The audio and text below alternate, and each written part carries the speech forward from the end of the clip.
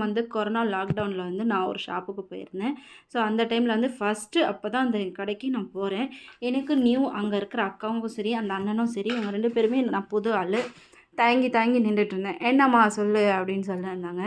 இல்லைங்க பாய். அப்பா எனக்கு வந்து கையில ரூ. 1 கூட என் கையில கிடையாது. பட் எனக்கு வந்து இந்த மாரி நீங்க சேல்ஸ் பண்ண ஆப்பர்ச்சுனிட்டி குடுத்தீங்கன்னா, நான் சேல்ஸ் பண்ணிட்டு உங்ககிட்ட கொண்டாந்து குடுக்குறேன். அதில நீங்க வந்து எனக்கு பெனிஃபிட் கிடைச்சாக்கா, எனக்கு நீங்க அதில குடுக்குற இன்கம் குடுங்க அப்படின்னு சொல்லிட்டு நான் வந்து கேட்டேன். அப்போ வந்து அந்த அண்ணனும் சரி, அந்த அக்காவும் சரி யோசிக்கவே இல்ல. இது யார்றா புது பொண்ணு? யார் என்ன டீட்டெயில் கூட விசாரிக்கல. "நீ எந்த ஊரும்மா? யார் பொண்ணு? எப்படி நான் உன்னைய நம்பி தரணும்?" அப்படின்னு கூடமே ஒரு வார்த்தை கேட்கல யாருமே.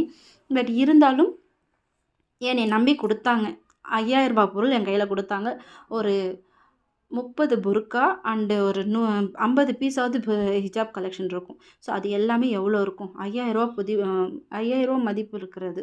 ஸோ அது அத்தனையுமே வந்து என்னைய நம்பி அவங்க வந்து குடுத்தாங்க. அவங்க கிட்ட நான் வாங்கி சேல்ஸ் பண்ண ஸ்டார்ட் பண்ணேன். அன்னைக்கு தான் ஃபர்ஸ்ட் டே எனக்கு. லாக்டவுனுக்கு அப்புறம் ஏதாவது வீட்ல உட்காந்து நம்ம என்னதான் பண்ண போறோம்? ஏதாவது ஒரு விஷயத்த பண்ணலாம் அப்படின்னு சொல்லிட்டு, நானா வந்து யோசிச்சு அந்த கடையில போய் எனக்குன்னு வெக்கத்தட்ட சரி நீங்க குடுக்குறீங்கன்னா, நான் ஓகே எனக்கு பெனிஃபிட்டா இருக்கும். நான்